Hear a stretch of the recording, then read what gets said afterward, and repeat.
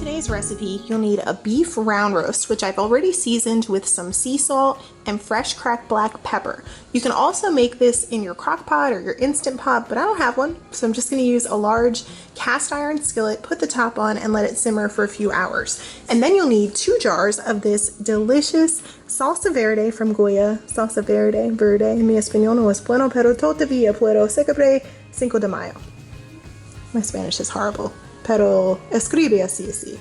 Then I have some beef bouillon, apple cider vinegar, parsley, fresh lime juice. Just cut the lime in half, and we're gonna add the whole lime in there too to bump up the flavor a little bit more. Then some red onion and water with a little bit of olive oil there. And then we can crank on our heat and start to add in the ingredients. Onions, water. And I have this set on high. Once it starts to boil, then we can turn it down a little bit and then put the lid on. You just want it to be at a simmer. Lime, apple cider vinegar, fresh parsley. You can also use cilantro because I always have more parsley in stock. And then your salsa. I love recipes like this where you can just add all these delicious, flavorful ingredients and walk away for a few hours when you have laundry and other stuff to do. Cleaning, I have like major deep cleaning to do in this kitchen. But this is going to be delicious in a few hours. It's just going to get really juicy and flavorful. You can see there is a lot of fat on the beef, so we'll trim some of that off, but then we're going to shred the rest and make these amazing charred tacos. That's just where we want to be. So I always do this when I cook. I added in some whole black peppercorns. I'll always add my ingredients and then be like, oh wait, I'm going to add a little bit of this, a little bit of that to kind of zhuzh it up a little bit. So I added some more black peppercorns. You can add those in too, and then turn your heat down to about low-ish and buy beef. We'll see you in about 2.5 hours. Bye, have fun. Next, I'm gonna make some charred corn tacos, and believe it or not, I'm in Jersey. Could not find fresh corn anywhere, so this is gonna have to suffice. Frozen sweet corn, we're just gonna put that right into the pan. No oil, nothing. That little bit of water is gonna absorb, but you wanna keep the corn in there until it gets a little bit charred on the bottom. And a generous pinch sea salt, maybe a little bit more.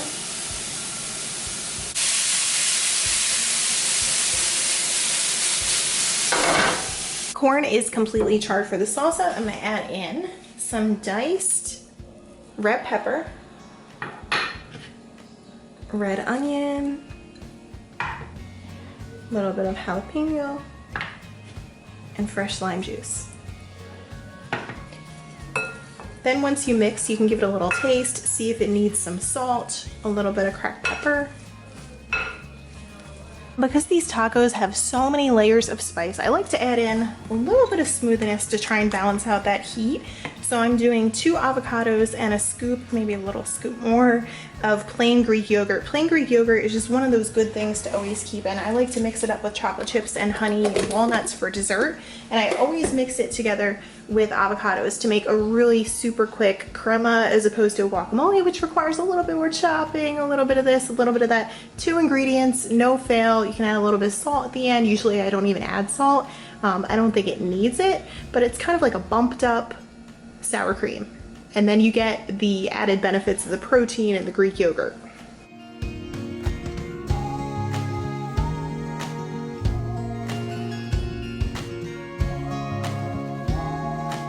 So when it comes to taco shells, everybody of course has their own opinion and preference. Every single time that I make my tacos, I would say 99% of the time I use a white corn tortilla.